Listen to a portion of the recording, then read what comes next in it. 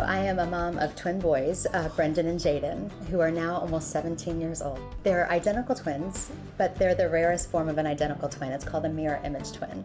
So for the first about 3 months that I was pregnant with one perfect little child, and then around 9, almost 12 weeks into the pregnancy, they split into two.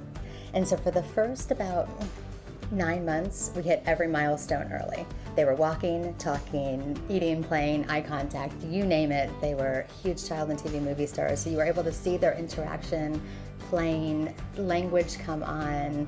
Everything was typically developing.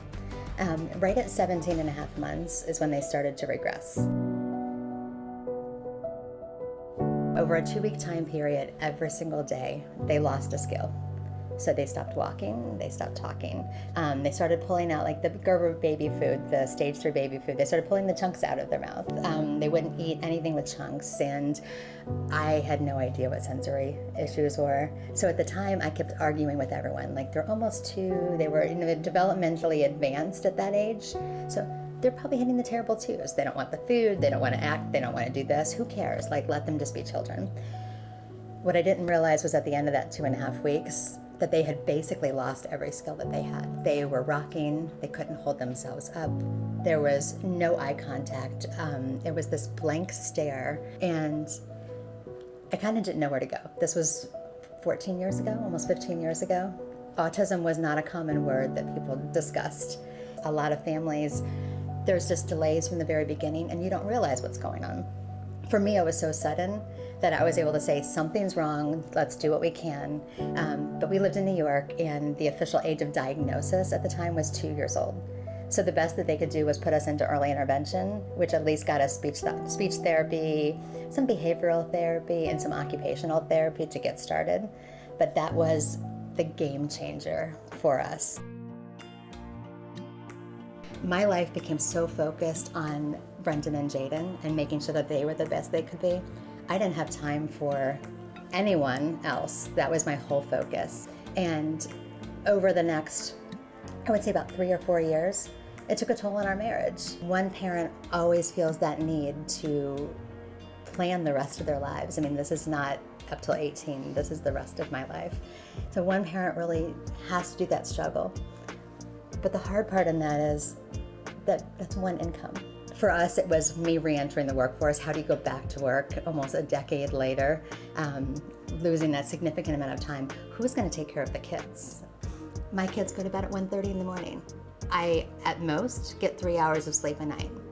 I juggle 3 jobs to be able to provide for my kids to live here in South Florida. And that's living in, as you can see here, a small little 2-bedroom apartment, in Delray. You can't qualify for any kind of government services because we make too much money, but barely make enough money to live. They also need extensive therapies, most therapies that are not covered by insurance. They need summer camps, they need caregivers. Everything costs double once you put the word special needs onto it. So we're all internally trying to deal with those struggles of, how do I work? How do I provide for my kids? How do I do this? How do I just live? You can put on the smiles all day long on social media, and you can put out this face to the world that life is great. But behind the scenes, somebody is trying to figure out how to navigate this system. And for me, it's been a blessing in disguise. But learning that we have this incredible village here, and especially in Palm Beach County, but through the Treasure Coast or Broward or Miami, we have an incredible village. Special needs families really kind of come together for each other. For me, it was finding a career that was supportive of me as a mom and as a career woman. I'm with 211, the crisis line here in Palm Beach County, and I was so blessed to find an organization who understood the need for me to be able to be a full-time caregiving mom. Knowing that you have people you can turn to, you have people who will step in to help watch your kids, there's resources available to guide you when you don't know where to turn to, has truly been a blessing in our lives.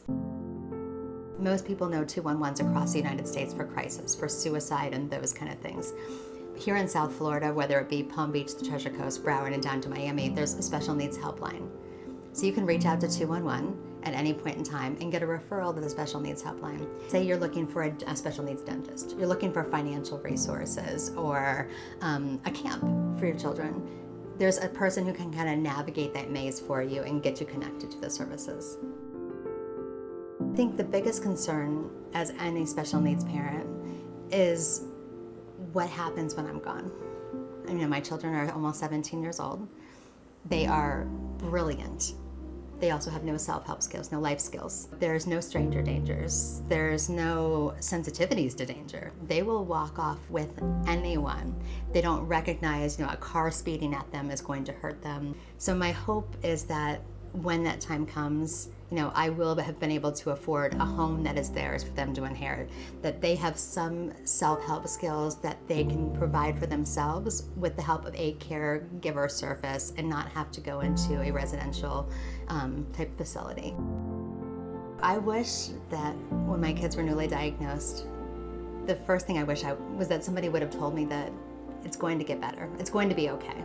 We all have this vision of this perfect pregnancy, the perfect life, the perfect children, and all of these things that when it's pulled out from under you, your world kind of collapses.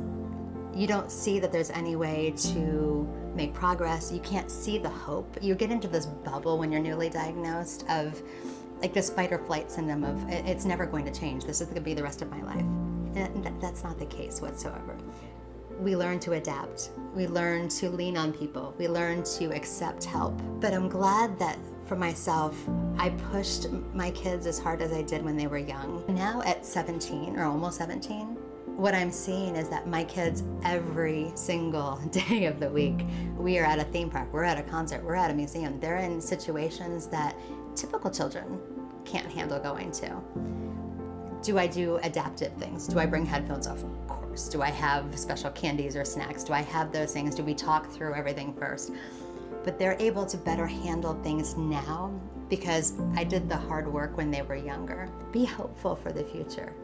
I've watched so many positive changes over the years. We've gone through so many hard times and so many beautiful times that I never thought that I was going to have these experiences. Don't let a quote-unquote disability limit yourselves, and don't let that limit your children, because they have so much potential. There is so many changes in this world, but you can make that happen.